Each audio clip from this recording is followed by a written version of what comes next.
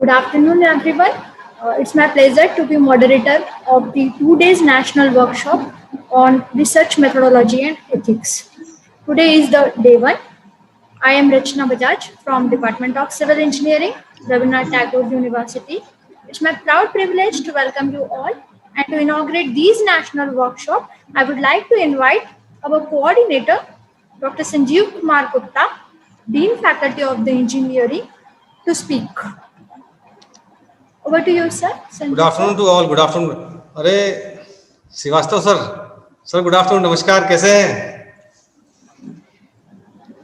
Sir? स्वागत आपका, स्वागत, बहुत बहुत स्वागत सर आपका. Sir, sorry to disturb our second speaker, Dr. Nigam madam. She is also there. Please welcome her also. Yeah. Rashmi ma'am. Yeah. And good morning to everyone. Sanjay sir, she is the second speaker. Okay. Tomorrow she will deliver. Good morning, madam. Good morning. Okay, sir, proceed please, sir.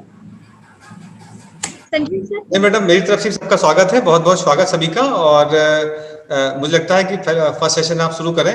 I think all the faculty members are here from the department and other faculty members of the RNTU plus PhD scholars, especially from the RNTU.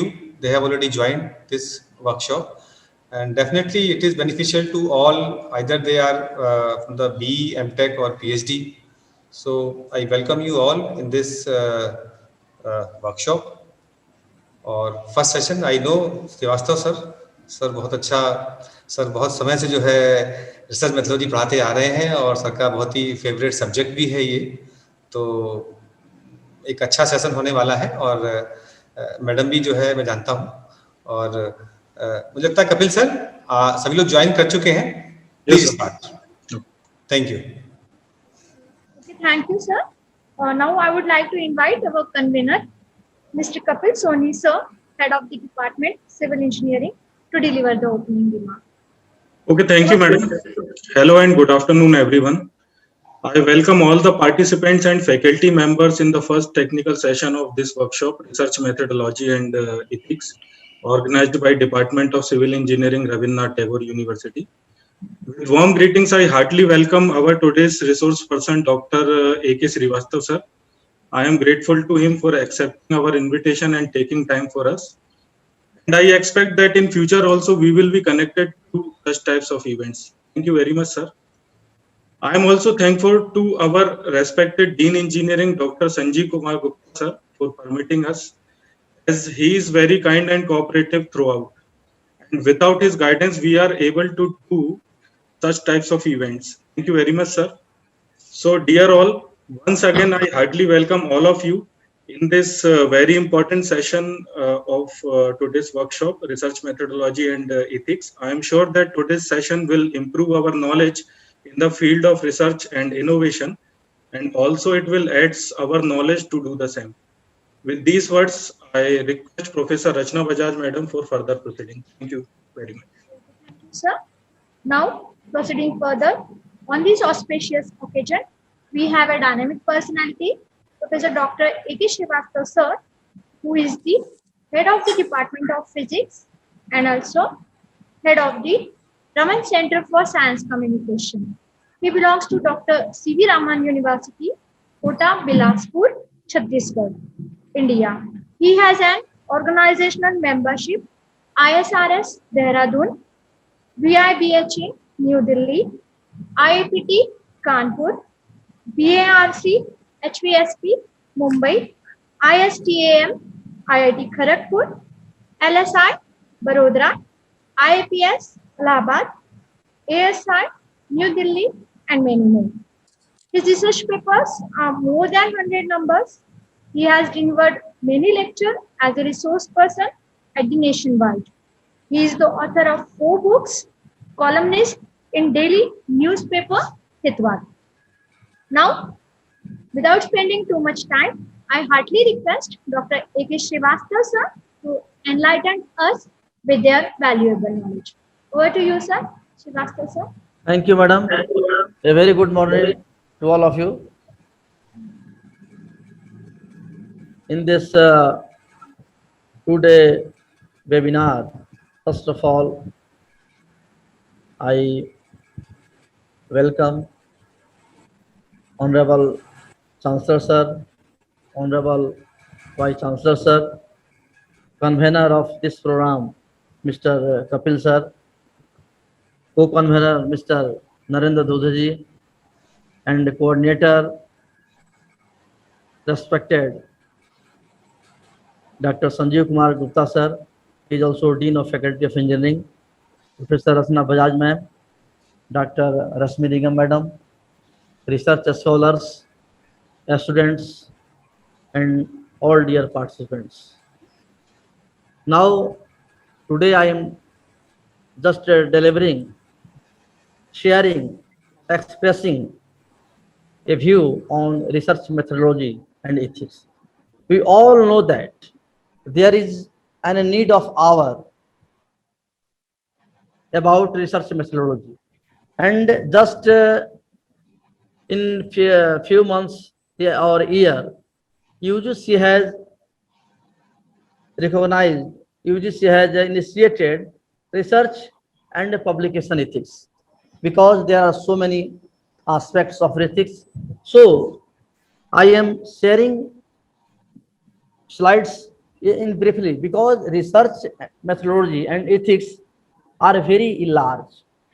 In short time, we can't express everything, but I have tried to express my view in a brief.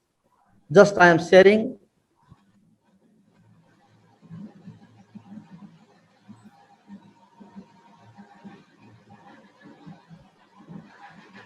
Okay, madam, Bajaj madam. Yes, sir, it is visible. Please full preview the slides, sir. I have written, depicted at the bottom side at a glance. Here, research methodology and ethics is at a glance. First of all, research has 8 letters, and every researcher should have some quality to perform research, to do research, to express research, to share research. This means R for relevancy. In a researcher, what should be existing? There are a lot of points, but here few points, that means 8 points are very important. As R for relevancy, E for energetic, S for subjective, E for eco-friendly, A for ability, R for roadmap, and C for competency and commitment and contents, and S for historical review. Next, there are so many definitions of research day to day, but here 16 definitions are there. But in a nutshell, we can say that research is the continuous systematic process. Some people say that this is the original contribution, systematic collection, search for knowledge, scientific and systematic research, part of activity, the manipulation of things, concept or symbols,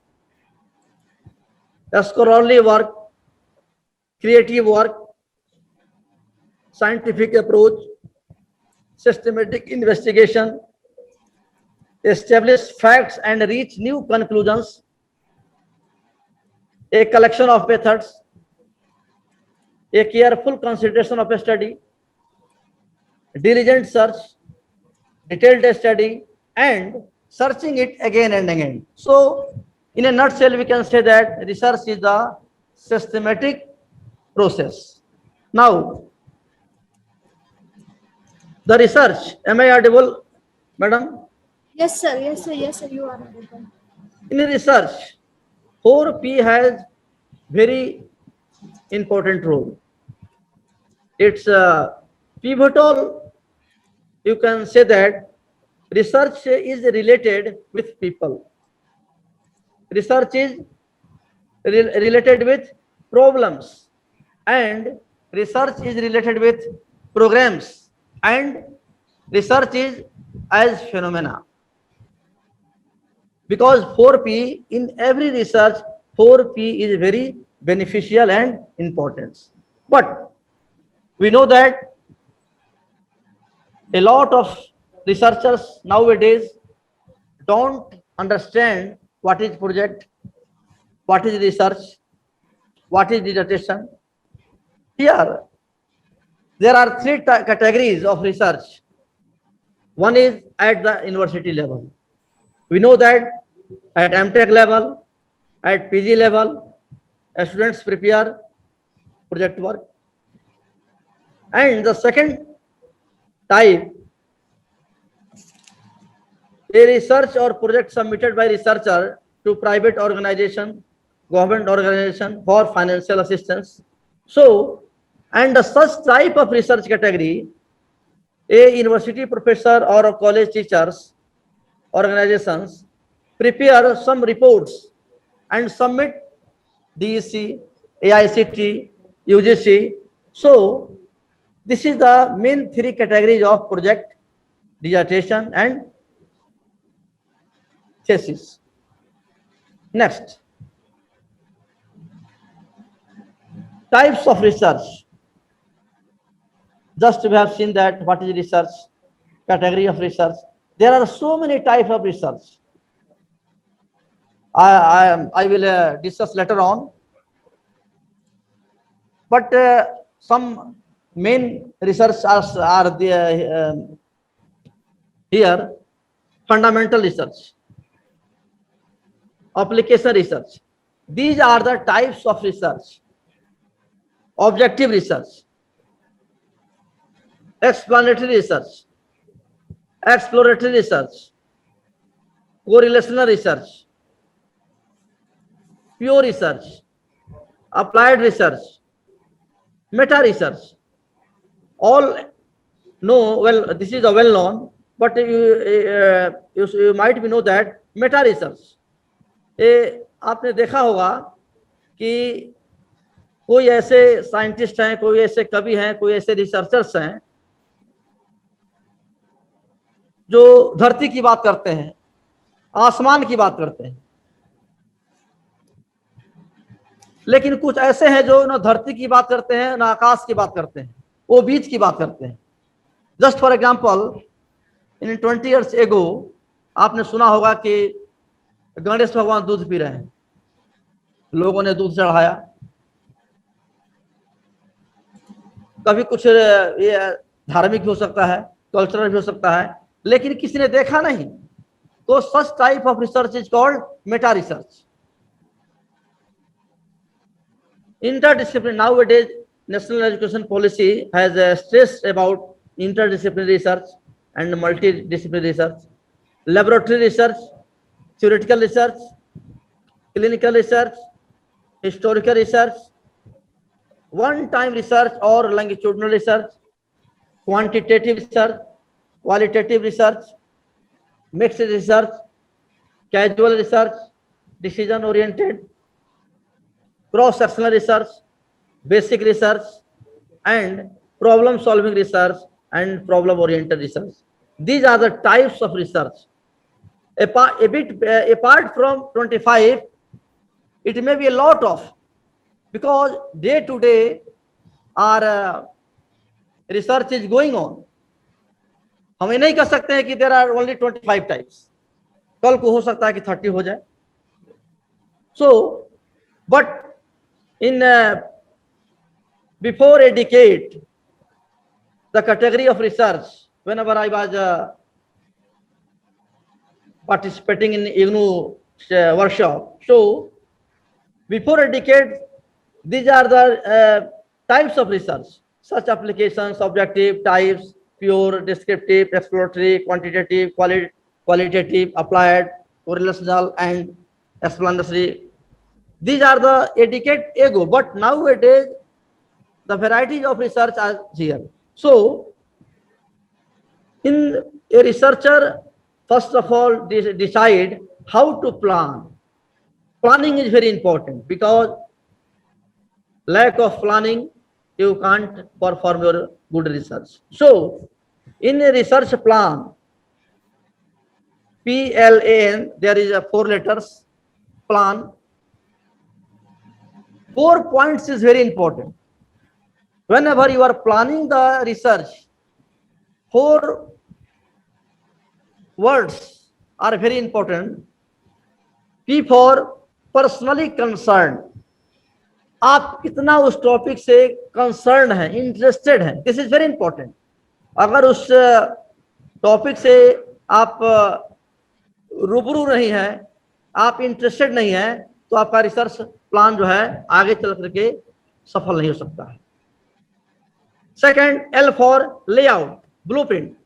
आपके research plan का एक blueprint होना चाहिए कि हमें क्या करना है, हम कब क्या करेंगे, कैसे करेंगे, कहां करेंगे, ये बहुत जरूरी है. अक्सर क्या होता है, एक रिसर्चर बिना प्लान किए काम शुरू कर दिया. At the time of and he confused, वह कंपाइल नहीं कर पाता है कि हम क्या करें. तो सबसे पहले हमारा एक रिसर्चर का काम है कि हम प्लान को अच्छी तरह से हम करें, और वह क्या हो, प्रकृति के साथ हो, नेचुरल हो, अननेचुरल नहीं हो. इसके बाद जो फर्स्ट स्टेप है कि उसको सोचना है कि हमारे रिसर्च का टाइम फैक्टर क्या है. ऐसा नहीं जैसे हम शुरू करते हैं 2 इयर्स है, 3 इयर्स में थीसिस को जमा करना है, डिसर्टेशन आपको 1 साल में जमा करना है, जो आपका प्रोजेक्ट है वो 6 मंथ्स में जमा करना है. तो time frame is very important. अभी आपको बता दें कि जो प्रोजेक्ट है, जो डिसर्टेशन है, वो थीसिस है, सिर्फ प्रोजेक्ट वर्क जो होता है उसमें टाइम ड्यूरेशन होता है जनरली. जैसे मान लीजिए सपोज कीजिए कोई वर्क चल रहा है सरकार का, तो उसका टाइम ड्यूरेशन होता है प्रोजेक्ट का. डिसर्टेशन का भी टाइम है 1 ईयर और थीसिस का भी टाइम है 3 इयर्स. तो उसके अनुरूप आपको काम करना होगा. Second, visit research centre and supervisor. अगर आप प्लान करते हैं तो सबसे पहले आप रिसर्च सेंटर विजिट कीजिए कि कहाँ क्या हो रहा है, हमारे टॉपिक से रिलेटेड कैसे कैसे लोग वहां पर जुड़े हुए हैं. सुपरवाइजर से बराबर संपर्क करें और टू नो स्वॉट, आपका स्ट्रेंथ क्या है, वीकनेस क्या है, इसमें अपॉर्चुनिटी क्या है और इसमें चैलेंजेस क्या है. This is the very important word स्वॉट, SWOT. नैक में भी इसकी चर्चा होती है. आपको मालूम होगा कि इसके पहले स्वॉट लिखते थे, SWOT. हम जैसे जैसे डेवलपमेंट करते जा रहे हैं तो हम मानवीय आधार पर सोचते हैं. थ्रेट कहने में चैलेंज लगता है, स्वॉट, T फॉर थ्रेट. थ्रेट से एक धमकी मिलता है जो उसको कर देगा चैलेंज. और एक बैलेंस होना चाहिए कि हम क्या कर रहे हैं, हमारा ऑब्जेक्टिव क्या हो, बहुत क्लियर होना चाहिए. इसके अलावा जब हम प्लान करते हैं तो हमारा जो नजरिया है, हमारा जो दृष्टि है, हमारा जो विजन है, हमारा जो अप्रोच है, हमारा जो एस्पेक्ट है, वह 360 डिग्री होना चाहिए. चारों दिशाओं में हम देखें इस टॉपिक पर क्या काम चल रहा है, कैसे इसमें रिसर्च पेपर्स आ रहे हैं, उसको हमें स्टडी करें. जैसा कि टाइम फ्रेम हमने इसकी चर्चा किया. इसके बाद उसके में एक्सपेक्टेड कंक्लूजन्स क्या है, हम जो काम करेंगे तो उसमें क्या रिजल्ट आएगा और उस रिजल्ट का सोसाइटी के लिए कितना बेनिफिशियल होगा.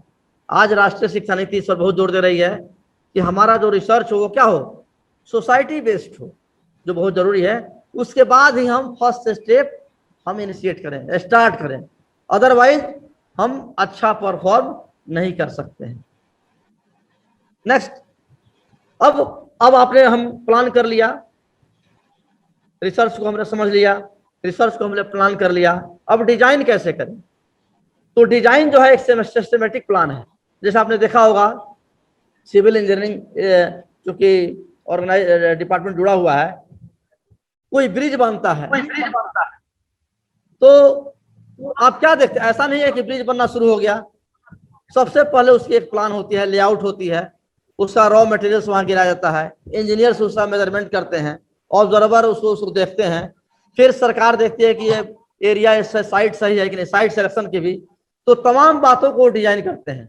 तो इसलिए आप हम जो रिसर्च कर रहे हैं उसको सबसे पहला काम हमारा है डिजाइन करना. It is just like a blueprint which the architect prepares before the construction of a building.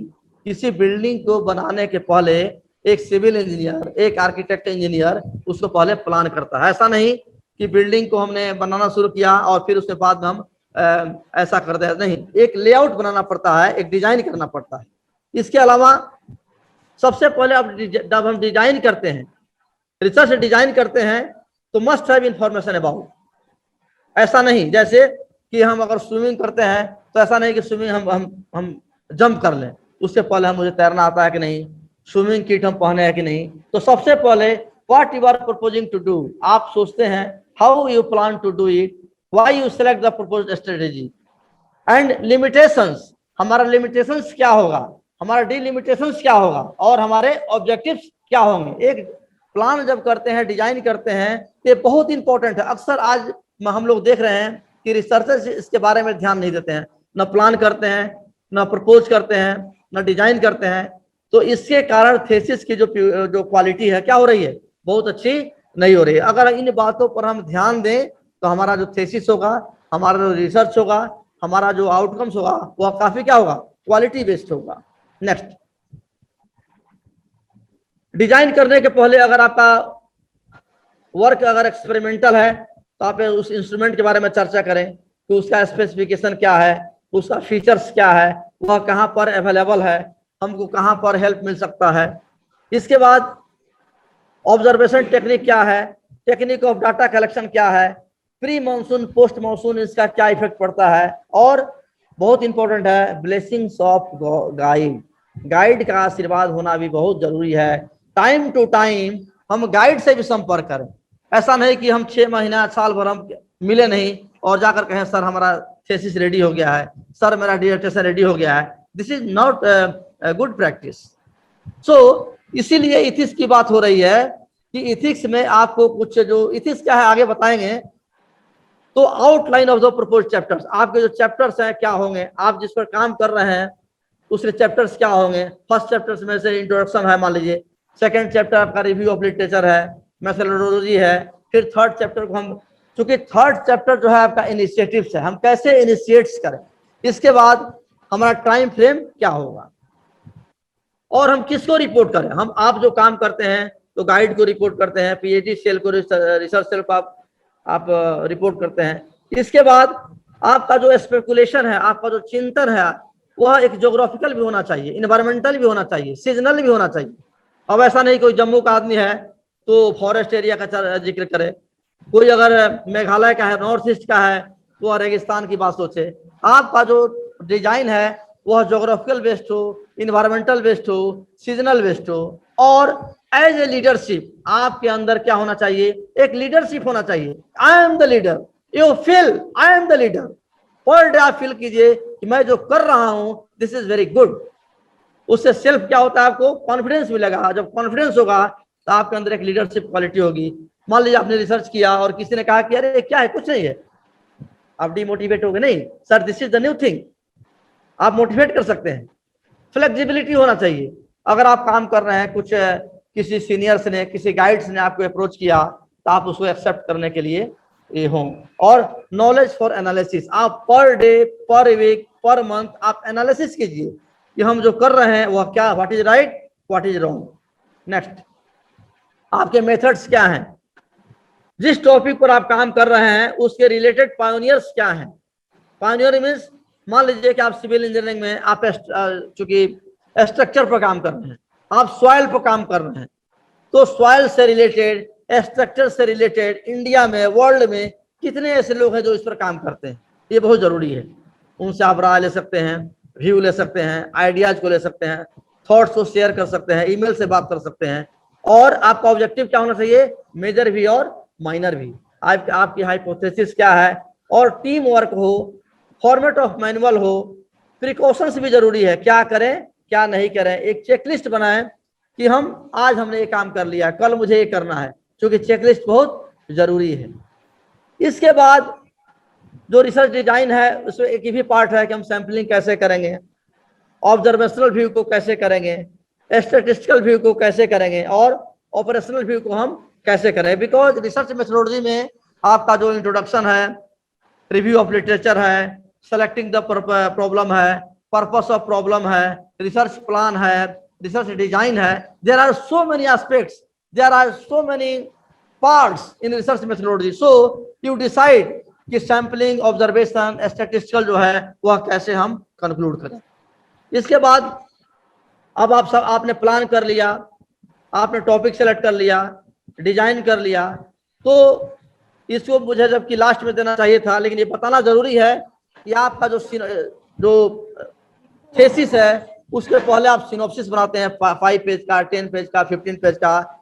उसमें पूरे नट सेल में आप बताते हैं कि मेरा जो प्लान है क्या, सिनॉप्सिस क्या है, रिसर्च प्लान, जिसमें कि आप उस टॉपिक से रिलेटेड रिव्यू ऑफ लिटरेचर को आप बताते हैं, रैशनले ऑफ स्टडी, रैशनले ई लास्ट में लिखा, क्या लिखा है, ई, रैशनले मींस औचित्य।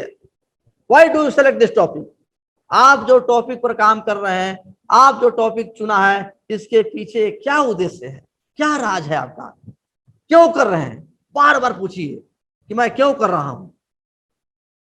ऐसा नहीं है कि रेडीमेड मिल जाता है, लोग नहीं, क्योंकि जो टॉपिक आपने सेलेक्ट किया है, this is your own topic, you have interested, you have keen interest in this subject, in this topic, so you are answerable कि इस टॉपिक को मैंने क्यों सेलेक्ट किया, आपका ऑब्जेक्टिव क्या है, आपकी मेथोडोलॉजी क्या है, आपका एक्सपेक्टेड आउटकम्स क्या है, और उसके बाद हम क्या लिखते हैं, इससे रिलेटेड जो काम किए रहते हैं, बुक्स है, मैगजीन्स है, जर्नल्स है, रिसर्च पेपर्स है, हम रेफरेंसेस को एपीआई फॉर्मेट में, IEEE के फॉर्मेट में, जो फॉर्मेट्स रहते हैं उसको हम चर्चा करते हैं। इसके बाद से हम क्या करते हैं, थीसिस को हम डिजाइन करते हैं, जो आपका प्रोजेक्ट है, जो आपका डिसर्टेशन है, टाइटल है, प्रीफेस है, टेबल ऑफ कंटेंट्स है, इंट्रोडक्शन है, रिव्यू ऑफ लिटरेचर है, मेथोडोलॉजी है, इसके बाद चैप्टर्स हैं, रिजल्ट एंड डिस्कशन है, समरी जिसको कंक्लूजन कहते हैं, और फ्यूचर प्लानिंग। अब फ्यूचर प्लानिंग की जगह लोग क्या लिखते हैं कि फ्यूचर स्कोप, ऐसा नहीं लिखना है। बहुत लोग हम लोग थीसिस चूंकि जांचने की आती है, लिखा रहता है फ्यूचर स्कोप। नो, फ्यूचर अपने आप में क्या है, भविष्य की बात करता है, स्कोप अपने भविष्य की बात करता है, तो correct word is future planning या ओनली स्कोप। नेक्स्ट, अब आपसे पूछा जाए, अभी हमारे साथ जुड़े हुए हैं लोग, रिसर्च से, स्कॉलर्स से जुड़े हुए हैं, पूछा जाए कि आपका पर्पस क्या है, नहीं बोल पाते हैं। आप रिसर्च क्यों कर रहे हैं?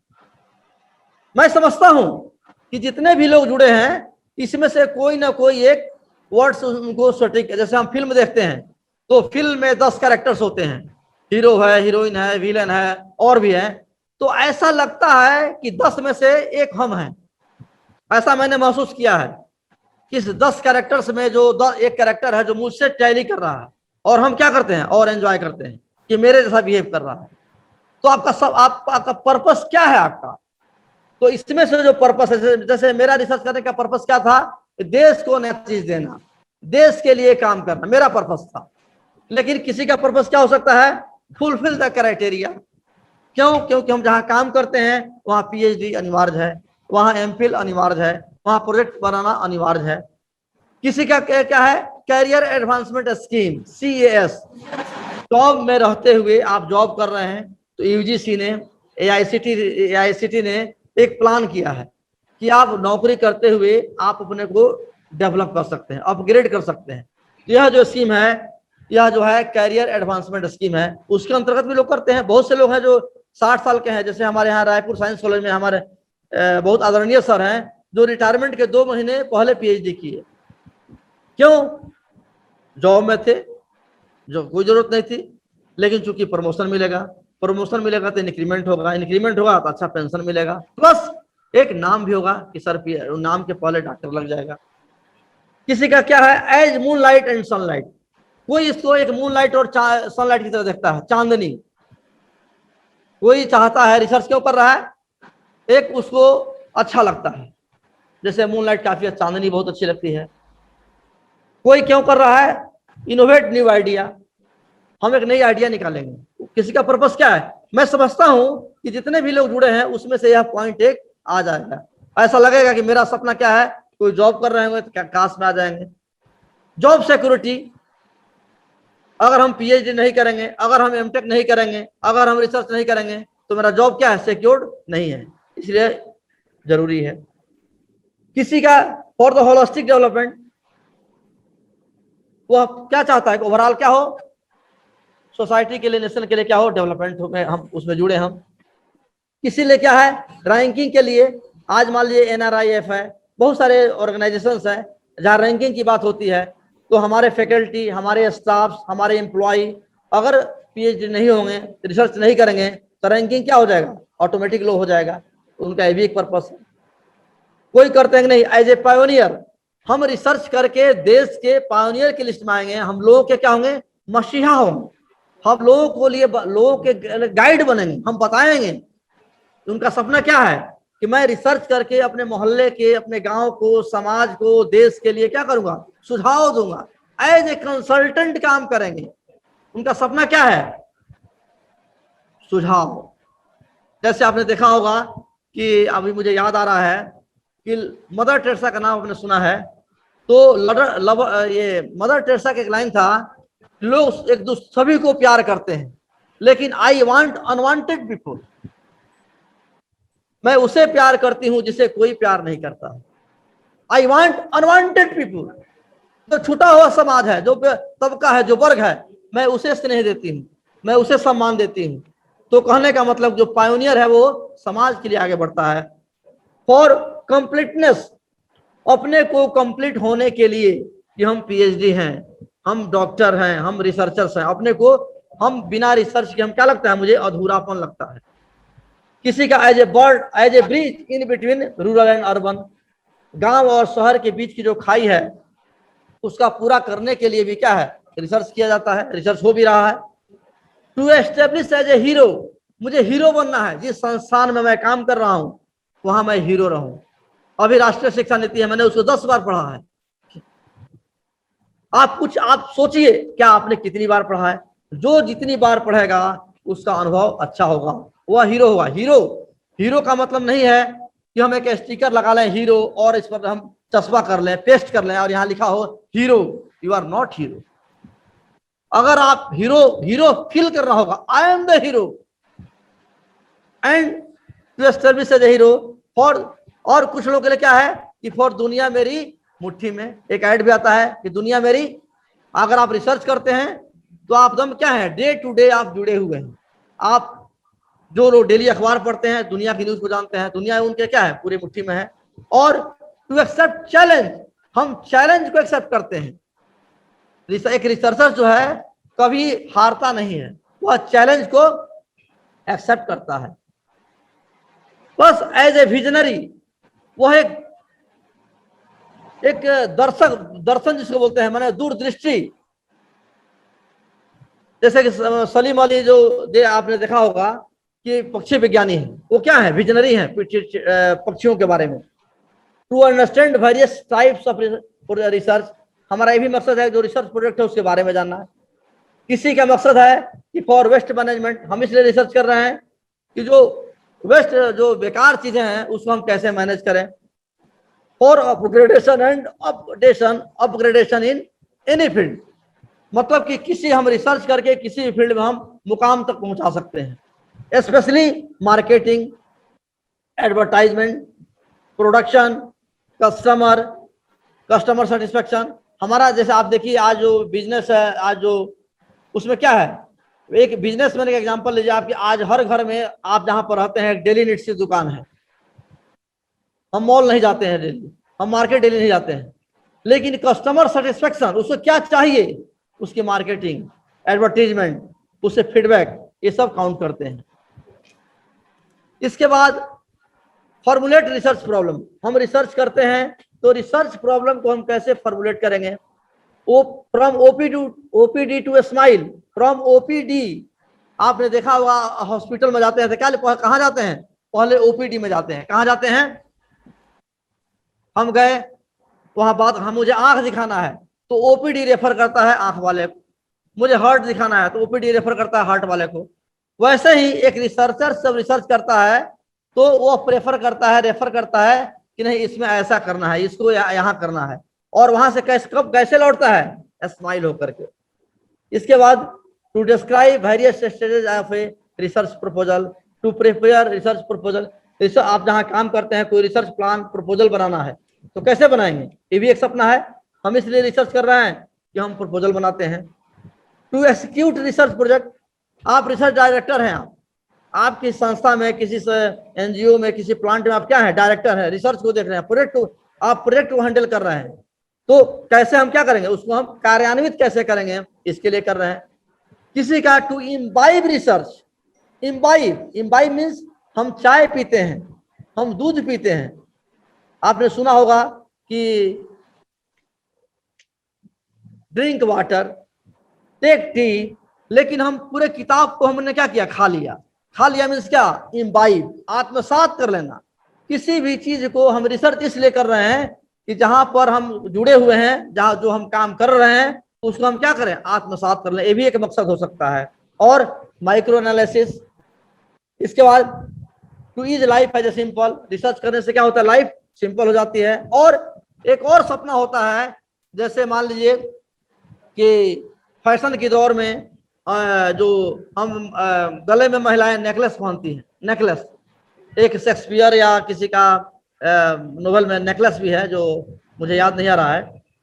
तो ऑर्नामेंटल, क्या भाई, तो मेरे कुछ नहीं, मेरा कोई सपना नहीं है, मेरा कोई पर्पस नहीं, मेरा सपना क्या है, डॉक्टर ए.के. श्रीवास्तव। क्या है, नाम के पहले डॉक्टर लग जाए, मेरा कोई सपना नहीं है, नाम के पहले क्या लग जाए, डॉक्टर ए.के. श्रीवास्तव। ये भी एक सपना है, ये भी एक पर्पस है। Next, selecting the problem, this is very important whenever going to do research, how select this topic, problem को कैसे सेलेक्ट करें, हमारा प्रॉब्लम कैसा हो। तो first of all these are the main points. First of all by speculation, आप उस पर चिंतन कीजिए, day night, night day, months, years, चिंतन कीजिए कि यहाँ पर क्या प्रॉब्लम्स हैं सोसाइटी में। लोग सर्च करते हैं, नेट पर कर सकते हैं, लेकिन पहले जिस जहाँ पर हम रहते हैं वहां देखिए क्या प्रॉब्लम है, उसका उपाय क्या हो सकता है। During selecting the problem you spend time more and more. अगर आप रिसर्च 3 साल में करते हैं तो प्रॉब्लम को साल भर सर्च कीजिए, 1 ईयर, कि प्रॉब्लम क्या है, what's the problem, what's the problem, what's the problem, what's the problem. तब आपको एक आवाज आएगी, नहीं, there is a problem, something is there, something is there. और आप क्या करेंगे, आप प्रोसीड करेंगे। नेक्स्ट, वह प्रॉब्लम कैसा हो, फेमिलियर एंड फिजिबल हो। वह प्रॉब्लम कैसा, उसके लिए से संबंधित बजट एंड टाइम।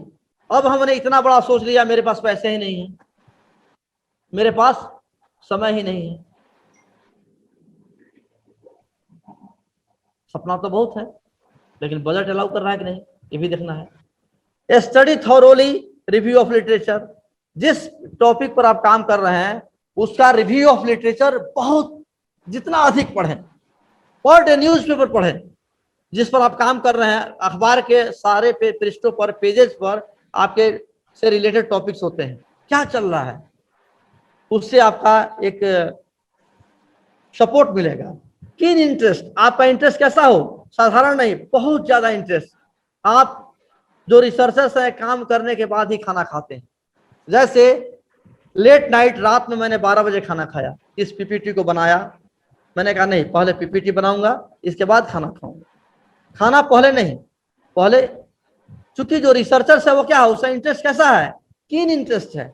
इसके बाद हैव फेथ टिल कंप्लीशन, आपका रिसर्च पूरा होने तक क्या होना चाहिए, एक विश्वास होना चाहिए। एक रिसर्चर्स को क्या होना चाहिए, विश्वास होना चाहिए।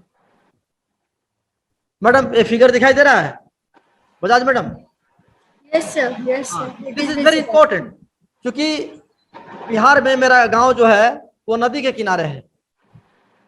जब मैं छठवीं 7वीं क्लास में पढ़ता था तो मैं देखता था, नदी में जब जाता था घूमने के लिए, नहाने के लिए, तो गांव के किनारे के जो मछुआरे थे डेली मछली मारते थे, जाल फेंकते थे, जाल लेकर जाते थे, जाल सुखाते थे।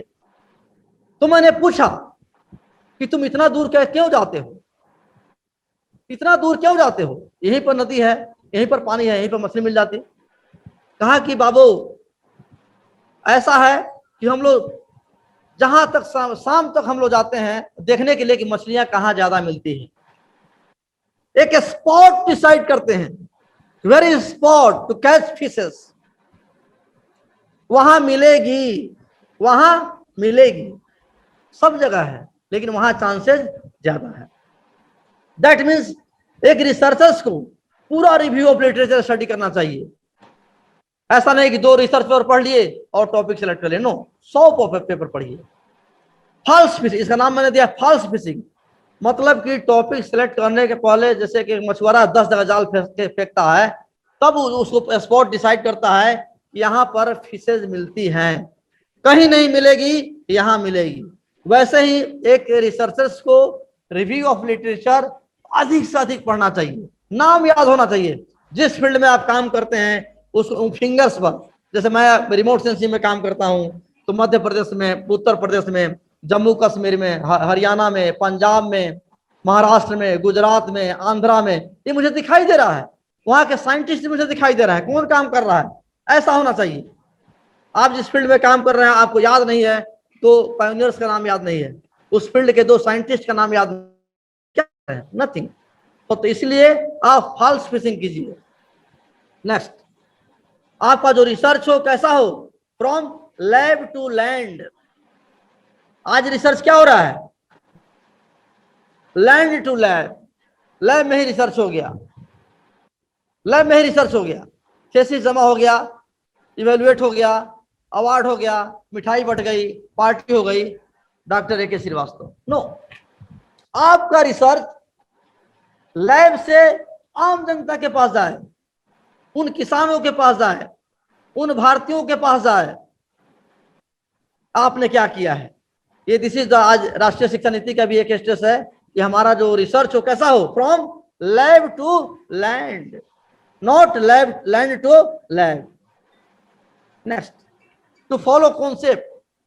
आपका दायरा जितना बड़ा होगा, आपका दायरा जितना अधिक रिव्यू ऑफ लिटरेचर पढ़ेंगे, जितना अधिक, जैसे कि सिविल इंजीनियर फिर याद आ रहा है कि आपका जैसे देखिए कोई पिलर बनता है तो उसका बेस जितना चौड़ा होगा तो स्ट्रेंथ क्या होगा, ज्यादा होगा।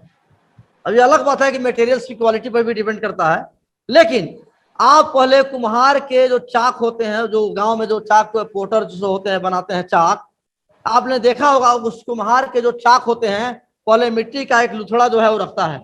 एक मान लीजिए एक मिट्टी का वो लुथड़ा क्या किया, रख दिया और उसको घुमाता है, और घुमाने के बाद उसको क्या करता है, कोन बना देता है और तब उसको बर्तन को बनाता है।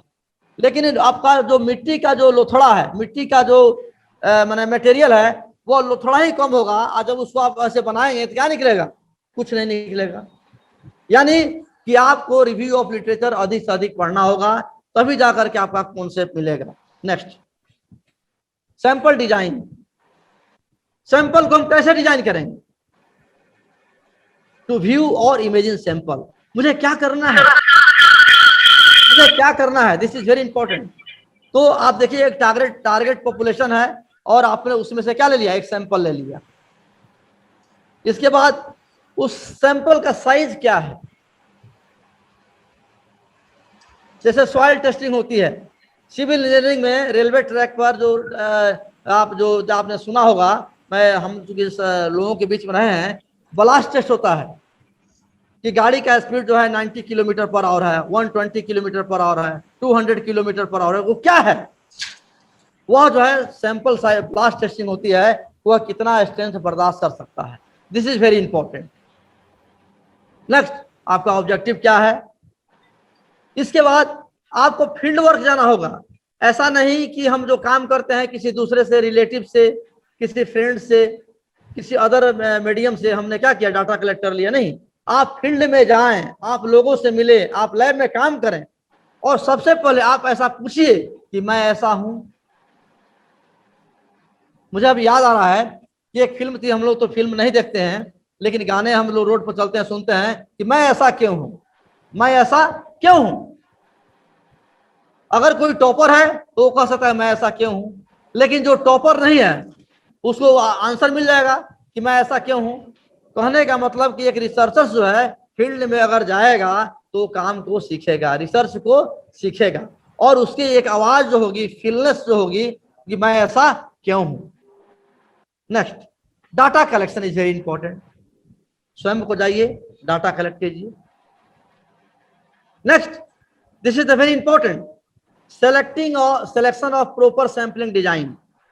सिलेक्शन ऑफ, ऐसा नहीं कि हम कहीं गए और सिलेक्शन कर लिए, नो, आपका मकसद होना चाहिए कि मुझे क्या लेना है, मुझे क्या, जैसे जस्ट फॉर मैं एक एग्जांपल दिया हूं कि भारत में सभी जगह डाकघर है, पोस्ट ऑफिसेज है, तो वहां पर एक नेशनल सेविंग सर्टिफिकेट मिलता था इनकम टैक्स से बचने के लिए, नेशनल सेविंग स्कीम, और ये भी मिलता था कि कोई विकास पत्र था।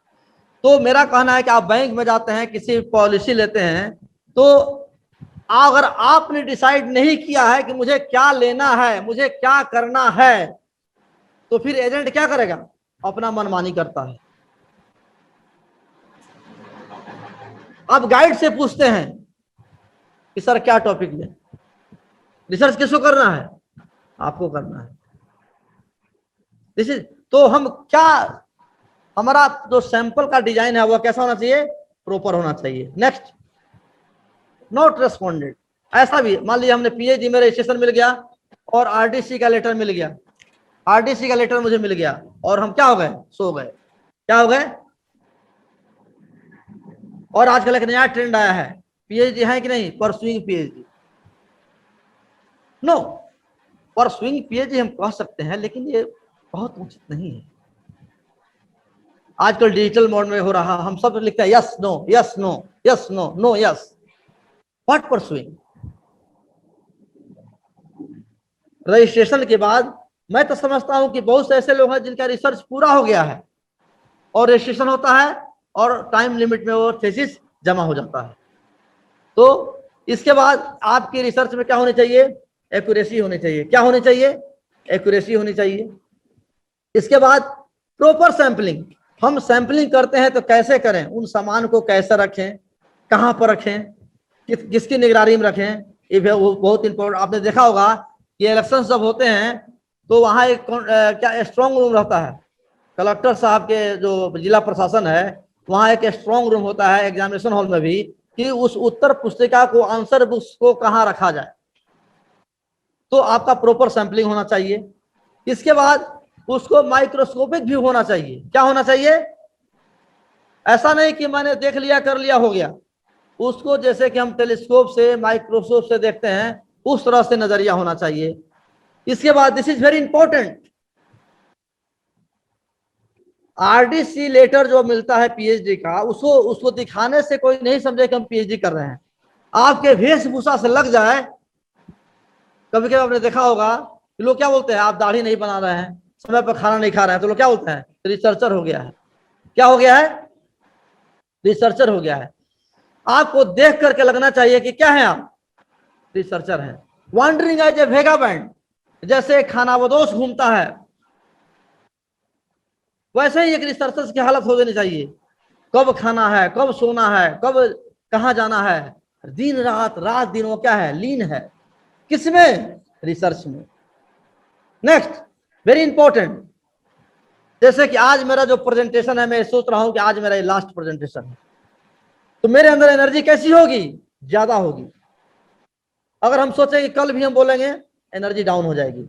जिस तरह से suppose to be a first and last, suppose to be a first and last, जैसे कोई, मैंने यहाँ एक पिक्चर में दिया है कि जिस तरह से लवर एंड बिलवर मिलते हैं और वो सोचते हैं कि आज हमारी लास्ट मुलाकात है,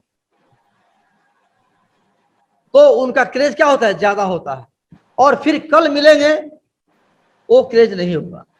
उसी तरह से रिसर्चर्स जब काम करते हैं तो उनको ऐसा होना चाहिए कि आज जो मैं काम कर रहा हूं, ये आज तो रिजल्ट मुझे मिल जाएगा, आज जो वर्क कर रहे हैं आज बहुत अच्छा रिजल्ट आएगा, इस तरह से फील होना चाहिए। नेक्स्ट, कहा जाता है कि सब कुछ तो ऑन पेपर हो रहा है, हम कर रहे हैं, लेकिन मुंगेरी लाल की तरह सपने भी देखना चाहिए। मुंगेरी लाल के जो हसीन सपने सीरियल चलते थे, मतलब कि आपको फील हो कि मैं बहुत अच्छा कर रहा हूं, वह मजा आ गया, आज डाटा मैंने कलेक्शन किया, आज मैंने प्लान किया, आज मैंने टॉपिक सिलेक्ट कर लिया है, मजा आ गया, ये फीलिंग्स आना चाहिए। पायलट सर्वे, डे टू आपकी पायलटिंग भी सर्वे होनी चाहिए कि हमारा प्रोग्रेस कैसा है। ऐसा नहीं कि सिर्फ अपने आप को सेल्फ कंसोलेशन कर रहे हैं और बहुत खुश, नो। इसके बाद बर्ड्स आई व्यू, आप जो काम कर रहे हो उसमें नजर कैसी हो, बाज की तरह हो। जैसे कोई बाज जो है आप देखते हैं ना, उड़ता रहता है, जैसे देखता है कि हाँ हमारा शिकार है, तुरंत कैच करता है। नेक्स्ट जो मैंने चर्चा किया कि बजट भी होना चाहिए। नेक्स्ट चिंतन, आप खाली बैठ करके, कभी कभी क्या लगता है लोग समझते हैं यार ये बेकार बैठा हुए हैं, खाली बैठे, नो, आप सोफा पर बैठ करके, किसी किनारे में बैठ करके आप चिंतन कीजिए, सोचिए। मैं इसरो में गया था, डीआरडीओ गया था, तो वहां साइंटिस्ट जब चाय पीते हैं तो आधे घंटे पीते हैं, सोचते रहते हैं।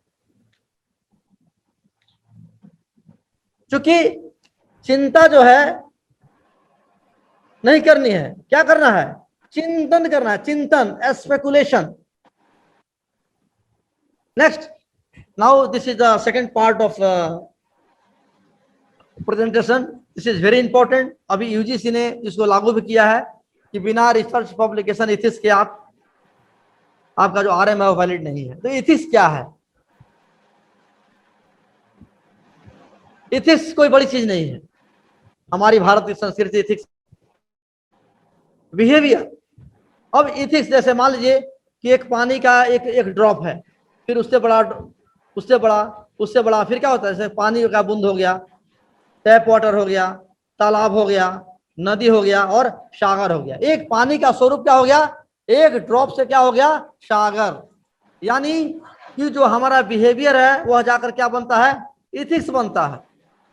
Manners, character, principle, idea, thoughts, policy, habit, initiative, existence, perfection. Ethics का मतलब कि जैसे लोग बोलते हैं ना कि महात्मा गांधी जब वॉक करते थे तो आप समय मिला सकते हैं, वह टाइम सेट था। जैसे मैं व्हाइट शर्ट पहनता हूं, एक मेरी पहचान बन गई है। कुछ लोग दाढ़ी रखते हैं, पहचान बन गई है। आपका जो बिहेवियर है वह ऐसा हो, इथिक्स बन जाए, मतलब कि परमानेंट, मतलब कि सर टाइम से आ जाते हैं। सर ने जो टेस्ट किया है, डाटा कलेक्शन किया है, इसमें बहुत अच्छा हुआ हो। क्यों? क्योंकि बड़ी अच्छी एक्यूरेसी है। This is called ethics. Ethics का मतलब कि मोरल, आपका मोरल कितना हाई है। नेक्स्ट, इथिक्स में आपने क्या देखा कि 6 वर्ड, ऐसे इथिक्स के बहुत सारे पैमाने हैं, मेजरमेंट्स हैं, लेकिन एक इथिक्स में बहुत जरूरी है। नेट पर इथिक्स सर्च करने से आप इथिक्स नहीं पढ़ सकते हैं। इथिक्स में क्या है कि जैसे लोग बोलते हैं ना कि बिना मरे स्वर्ग नहीं दिखेगा। स्वर्ग अगर देखना है, स्वर्ग कहाँ, क्या करना होगा, स्वर्ग में कैसे जाएंगे, जब हम मरेंगे। वैसे ही इथिक्स हमारे अंदर कब आएगा, जब हम सुबह से शाम तक अच्छा परफॉर्म करेंगे। सुबह जगेंगे, न्यूज़पेपर पढ़ेंगे, नाश्ता करेंगे, पूजा करेंगे, समय पर उस ड्यूटी करेंगे, हमारा इथिक्स क्या हो गया, ऑटोमेटिक ठीक हो गया। तो ई फॉर इमोशन, आपके अंदर क्या हो, भावना होनी चाहिए। क्या होनी चाहिए, भावना। टी फॉर ट्रुथ, आपके अंदर क्या होनी चाहिए, सच्चाई होनी चाहिए। आपके अंदर क्या होनी चाहिए, ऑनेस्टी होनी चाहिए। आपके अंदर क्या होनी चाहिए, इंटेग्रिटी होनी चाहिए। आपके अंदर क्या होना चाहिए, कैरेक्टर होना चाहिए। और आपके अंदर जो आत्मा है वह जीवित होनी चाहिए। अब आप पूछिए अपने आप से, क्या ये मेरे अंदर है, मैं ऐसा क्यों हूं, वेरी इंपॉर्टेंट, मैं ऐसा क्यों हूं। इसको फॉलो करना पड़ता है, डेली परफॉर्म।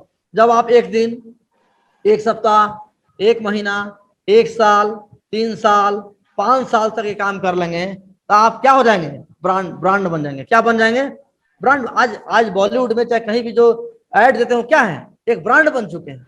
ऐसा नहीं, वो दिन रात, जैसे कि अभी एक आईजी गौतम साहब थे यहाँ पर, तो उन्होंने कहा था कि जो सिपाही ट्रेनिंग में खून बहाता है, सॉरी पसीना बहाता है, जो सिपाही ट्रेनिंग के दरमियान पसीना बहाता है, पसीना, वह ड्यूटी में खून नहीं बहाता है। देखिए कितनी बड़ी चीज है कि अगर आपने ट्रेनिंग में पसीना बहाया है तो ड्यूटी में आपका खून नहीं बहेगा, आप मारे नहीं जाएंगे। आप शिकार करके लौटेंगे। Next, there are so many types of ethics, moral ethics, spiritual ethics, social ethics, medical ethics, war ethics, ये प्रेजेंटेशन एथिक्स भी है। हर चीज का एथिक्स है। हम आजकल देखिए हमारे कॉमेडी की वजह से एक बाजार बन गया है, काउंसलर मार्केट में आ गए हैं, इंग्लिश कैसे बोलें, व्यक्तित्व को कैसे बनाएं, योगा क्लासेस, मैरिज ब्यूरो, ये सब क्या है? फॉल्स है। हमारे कमियों को उसने देखा है और मार्केट बना करके पैसा कमा रहा है। कैसी आपकी कि बच्चे को दिमाग कैसे तेज हो, कैसे वो अच्छा लर्न करे, कैसे वो अच्छा मार्क्स पाए, ये क्या है? बाजार बन गया है। हर चीज में एथिक्स, बिजनेस एथिक्स। लेकिन हमारा उद्देश्य कैसा होना चाहिए? सकारात्मक होना चाहिए। इन्वायरमेंटल एथिक्स हो, एजुकेशनल एथिक्स, प्रोफेशनल एथिक्स। इसके बाद एक जस्ट डिफिनेशन है, ethics is the science of morality.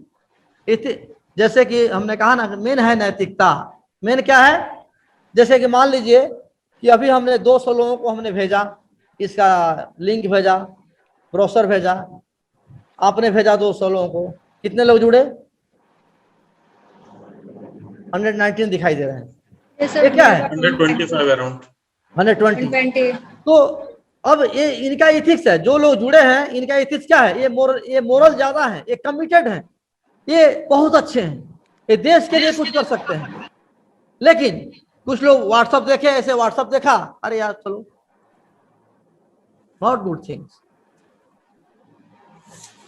तो what is the highest goal, what is the standard of moral judgement, ये सब होना चाहिए।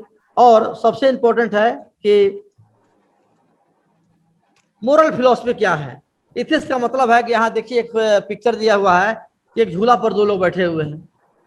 अगर झूले पर अगर साथ साथ दोनों पैर नहीं मारे तो क्या होगा? अनबैलेंस हो जाएगा। साथ साथ चलना, साथ साथ रहना, ये क्या है? इथिक्स है। एक गाड़ी का पहिया है, दोनों साथ चलते हैं, हस्बैंड वाइफ है, भाई बहन है, परिवार है, साथ साथ चलते हैं।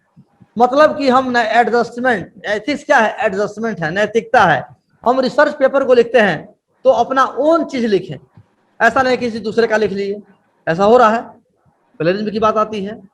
तो moral philosophy is the generally concerned with what is morality, good और bad. Basically it depends upon value.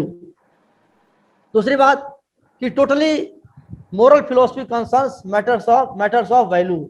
हमारे इस टोटल नैतिकता से रिलेटेड है। शेक्सपियर ने लिखा है, आगे मैं बताऊंगा, कि देयर इज नथिंग गुड और बैड, इस पूरे वर्ल्ड में, दुनिया में कोई चीज ना अच्छी है ना बुरी। देयर इज नथिंग गुड और bad, only thinking makes it so. हम जैसा सोचते हैं वैसा हो जाता है। एक चाकू से डॉक्टर ऑपरेशन करता है और एक चाकू से हम किसी की हत्या कर देते हैं। चाकू बुरी नहीं है, मैं बुरा हूं।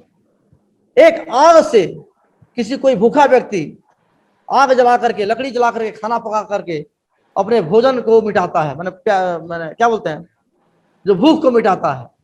और एक व्यक्ति किसी घर में आग लगा देता है, समाज में आग लगा देता है। आग दोषी नहीं है, वी आर। इसके बाद एथिक्स के जो मेन टाइप्स हैं, अभी बहुत सारे हैं लेकिन मैंने समराइज में कर रहा हूं कि there are 3 types of ethics. First meta ethics, second normative ethics and third applied ethics. अब मेटा एथिक्स क्या है? मेटा एथिक्स का मतलब है कि जैसे आपने 500 लोगों को आपने लिंक भेजा, थैंक यू सर, मैसेज गया आपका, थैंक यू सर, बहुत अच्छा लगा, मैं जुड़ूंगा, लेकिन जुड़े नहीं। आपने कोई प्रोग्राम किया, हमें वो आपको आपके साथ हैं लेकिन साथ नहीं है। Such type of ethics is called Meta ethics. आपकी सारी बातों में राय में हाँ मिला रहे हैं लेकिन आपके साथ नहीं है। हमारे साथ कितने लोग हैं? 120 लोग ही साथ में। तो कहने का मतलब कि ये रिलायबल नहीं है। मेटा एथिक्स की जिनकी पर्सनालिटी होती है वो रिलायबल नहीं है। तो मुझे फाइंड आउट करना है एज ए रिसर्चर कि मैं उनको किस प्रोग्राम, जैसे कि मान लीजिए कोई सिपाही बीएसएफ का है, कोई सीआरपीएफ में है, कोई आईटीबीपी में है, कोई स्टेट पुलिस में है। तो जो बीएसएफ का जो सिपाही है, जो मैंने क्या बोलते हैं सैनिक है वह ज्यादा वफादार है, और एक जो स्टेट पुलिस है आप जानते हैं। नेक्स्ट, नॉर्मेटिव एथिक्स, एक ऐसा व्यक्ति जो बहुत बिजी है, आपने फोन किया कि भाई मेरे यहाँ एक वेबिनार है, आप, अरे अच्छा कपिल सर ने फोन किया है, मैं तो रहूंगा, समय निकाल लूंगा, ऑफिस जाऊंगा, इंस्टीट्यूट जाऊंगा, यूनिवर्सिटी जाऊंगा, और बॉस से कहूंगा, सर से कहूंगा सर मैं आधे घंटे जरा सा मैं जुड़ूंगा। मतलब कि नॉर्मेटिव एथिक्स का मतलब concerning the practical means of determining A moral cause of action, जो दोनों के बीच में दिलो और दिमाग, यहाँ पर पिक्चर बना है एक दिल का और एक दिमाग का, दिखाई दे रहा होगा, एक आपके पास क्या हार्ट है और दूसरा क्या है ब्रेन, माने दोनों के बीच में तालमेल। ये जो 119 लोग जो जुड़े हैं ये क्या है, नॉर्मेटिव एथिक्स का एग्जांपल है। This is the very good, मतलब कि इन्होंने मेरी बात रखी है, किसके लिए, धर्मेंद्र सर के लिए, ये संजीव सर के लिए, बजाज मैडम के लिए, कपिल सर के लिए, श्रीवास्तव सर के लिए, ये जो 5-6 लोग जो ऑर्गेनाइजर्स हैं, जो लोग रिसोर्स पर्सन जुड़े हैं, निगम मैडम के लिए, ये लोग नॉर्मल नहीं, हम बहुत बिजी हैं फिर भी हम समय देंगे।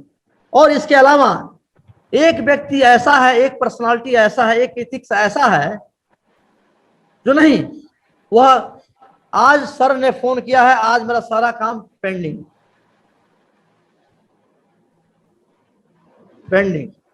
जैसे आज मेरा काम क्या है, पेंडिंग है आपके साथ में। मतलब कि मैंने अप्लाई किया, ये इसकी गंभीरता कितनी है, इसका इंपॉर्टेंस कितना है, इसका सिग्निफिकेंस कितना है, बहुत ही गंभीरता से लिया, तो this is called applied ethics. एक बच्चा रोता है, माँ काम पर लगी रहती है, फिर भी माँ क्या करती है, बच्चे को दूध पिलाती है, दिस इज अप्लाइड एथिक्स। वह काम पर है, तो ठेकेदार है, जो कॉन्ट्रैक्टर है, वह सैलरी काट सकता है, लेकिन वो बच्चे को दूध पिलाती है, this is called applied ethics. Next, Meta ethics means what is good, मतलब कि आपके साथ डेली आ रहे हैं, डेली जा रहे हैं, और आपको लग रहा है कि मेरे साथ है लेकिन वो साथ नहीं है। नॉर्मेटिव एथिक्स मतलब कि वो दिलों और दिमाग से काम करके आपके साथ समय निकाल लेंगे, और जो अप्लाइड एथिक्स है वह जो है काफी कमिटेड है, कमिटमेंट है। जैसे बड़े बड़े जो महापुरुष थे क्या थे, उनके अंदर अप्लाइड एथिक्स ज्यादा था। जो बड़े बड़े जो महापुरुष हुए हैं, जो बड़े बड़े लोग हुए हैं, उनके अंदर अप्लाइड एथिक्स बहुत ज्यादा होता है। वो देखते हैं कि मेरा सबसे प्रायोरिटी क्या है, मानवता, देश, मेरा नारा है क्या है, वी लव इंडिया। देश, राष्ट्र धर्म जो है सबसे बड़ा धर्म है, मानवता सबसे बड़ी धर्म है। आजकल क्या हो गया है, बस एक घर में सोफा हो, डाइनिंग टेबल हो, पूरा माने जो क्या बोलते हैं उसको, उस लाइफ को आजकल माने मेटेरियलिस्टिक में हम जी रहे हैं। This is the not good thing for present scenario, for researchers, teachers. Next, अब इस एथिक्स में बात आ रही है, क्यों जुड़ा गया है कि जो हम क्या करते थे और क्या गलतियां कर रहे हैं, दिस इज कॉल्ड कंडक्ट, माने आचरण करना, और मिसकंडक्ट मीन्स आचरण नहीं करना। तो साइंटिफिक मिसकंडक्ट क्या है, is the violation of ethics of scholarly code of conduct and ethical behaviour in research publication. किसी के रिसर्च को हमने क्या किया, आइडेंटिकल हमने लिख लिया, कॉपी कर लिया, ये क्या है, एक साइंटिफिक मिसकंडक्ट के अंतर्गत आता है। या आपने काम, 4 लोग एक साथ काम कर रहे हैं और उसमें से किसी एक ने क्या किया, पहले पब्लिश कर दिया। हम इस स्टेज में है कि मेरे अंदर एक इंटेग्रिटी होना चाहिए, मेरे अंदर एक बीएसएफ कमांडो की तरफ वफादारी होनी चाहिए कि 4 तो मतलब 4, जैसे फिल्म थी ना अकबर, अमर अकबर एंथोनी, मतलब कि अगर हम साथ में है तो साथ में, ऐसा होना चाहिए। नेक्स्ट, जो साइंटिफिक मिसकंडक्ट है, it covers all practices which is immoral, illegal and impractical. ऐसा काम जो क्या हो, अनैतिक हो, कानून से विरोधी हो और अव्यवहारिक हो, वह क्या है, मिसकंडक्ट है। नेक्स्ट, रूट कॉज, इसका रूट कॉज क्या है, आज जो साइंटिफिक मिसकंडक्ट हो रहा है, क्यों हो रहा है, मान लीजिए इस पीपीटी को कोई दूसरा प्रोफेसर, कोई दूसरे आदरणीय इसको प्रेजेंटेशन दे दे। मान लीजिए इसमें से जितने लोग जुड़े हैं कहीं प्रेजेंटेशन देना हो रिसर्च मेथोडोलॉजी पर, एथिक्स पर, और इसी को हूबहू वहां क्या करें, प्रेजेंटेशन देने लगे। ये क्या है? साइंटिफिक मिसकंडक्ट है। कट कॉपी पेस्ट, ये हूबहू हो रहा है, इसका रूट कॉज है। नेक्स्ट, अभी एक नया वर्ड है एथिक्स में कि फैब्रिकेशन, फॉल्सिफिकेशन एंड प्लेगरिज्म। ये मेरे पास एथिक्स का सिलेबस भी है, अभी जो यूजीसी ने दिया है, मैं पढ़ा रहा हूं आजकल, कि there are 3 types of misconduct: fabrication, falsification and plagiarism. Fabrication, आपने देखा होगा, इट मेक्स अप डाटा और रिजल्ट्स एंड रिकॉर्डिंग और रिपोर्टिंग, मतलब कि उसको हूबहू बना देना। आप एक पिक्चर देख रहे हैं कि नीचे जो पिक्चर दिखाई दे रहा है, नीचे ठीक उसी के आकार का वैसा बना दिया गया है। ये क्या हो गया है? हमने बना दिया। आजकल देखिए जो मार्केट में, जैसे सपोज जस्ट फॉर एग्जांपल, कि जो ब्रांडेड चीजें हैं, मान लीजिए जो ऑथेंटिक चीजें हैं मार्केट में, जो ISI ब्रांड है, जिसका मान लीजिए प्राइस है मान लीजिए कि 2000 रुपया, जिस मान लीजिए कि सैनिटाइजर का दाम कितना है, मान लीजिए कि 100 रुपया, कितना दाम है? 100 रुपी, लेकिन ये फुटपाथ पर कितना मिल रहा है? यही शेप, यही कलर, 10 रुपये में। ये क्या है? This is the type of fabrication. ये मोबाइल है, मान लीजिए ये मोबाइल, ओरिजिनल मोबाइल का दाम कितना है? 20,000, और इसी मोबाइल को फैब्रिकेट करके 10,000 में। अब जो दोनों मोबाइल एक साथ रहेंगे तो दोनों लोग क्या समझेंगे? इनके पास भी वही मोबाइल है। ऐसा नहीं होना चाहिए। नेक्स्ट, फॉल्सिफिकेशन, मतलब कि ऐसा मैनिपुलेट करना कि पता नहीं चले। आजकल लॉकडाउन में बहुत से लोग गायक बन गए, बहुत से लोग कवि बन गए, बहुत से लोग उपन्यासकार बन गए। ये क्या है? Manipulation of research content, techniques और मेथड्स, और प्रिपेयर डाटा और result such that the research is not accurately represented in the research record. और सबसे लास्ट जो बहुत इंपॉर्टेंट है, प्लेगरिज्म। प्लेगरिज्म क्या है? कॉपिंग ऑफ अनदर पर्सन्स रिजल्ट्स, किसी दूसरे को रिजल्ट को कॉपी करना। जैसे आपने काम किया, आपके फ्रेंड्स ने, किसी ने क्या किया? कॉपी कर लिया। ये क्या है? इसीलिए अभी प्लेगरिज्म जो है, उरकुंड जो है सॉफ्टवेयर जो है, सारे विश्वविद्यालय की यूनिवर्सिटी में है, जो अभी 10% किया है। आज जितना लोग रिसर्च से नहीं डर रहे हैं, उतना प्लेगरिज्म से नहीं डर रहे हैं। बहुत से गाइड मैदान छोड़कर भाग गए। जैसे कोई पहलवान, कोई प्लेयर्स, कोई प्लेग्राउंड में गया, बिना प्रैक्टिस के वॉक ओवर दे देता है। जस्ट लाइक बिना आइडिया के, बिना थॉट्स के, बिना कंटेंट्स के जो गाइड रिसर्च कराने आते हैं, वह क्या हो जाते हैं? प्लेगरिज्म से तबाह हो जाते हैं, परेशान हो जाते हैं, और वह जो मूल जो ओरिजिनल कंटेंट है वह डिस्टर्ब हो जाता है। इसीलिए इसको हमको फॉलो करना है। और मैं समझता हूं कि समय, थैंक्स, काफी समय हमने लिया, और बहुत बहुत धन्यवाद। और मैंने कम समय में मैक्सिमम टॉपिक्स को मैंने कवर किया, और बहुत बहुत धन्यवाद बजाज मैडम, कपिल सर, खास करके हमारे साथ संजीव गुप्ता सर, तो सभी पार्टिसिपेंट्स को भी बहुत बहुत आपने मैंने जो संख्या है लगातार बनी रही, मैं धन्यवाद देता हूँ। बहुत बहुत नमस्कार, thank you. Will you please stop your sharing slides, sir? We have some questions. Too many questions are there, but because of the limitation of the time, I ask a few of them. Thank you, thank you. Sir, what is applied research? Applied. There are 3 types of research. Applied research. Applied research means अगर आप जो ऐसा research, such type of research which is very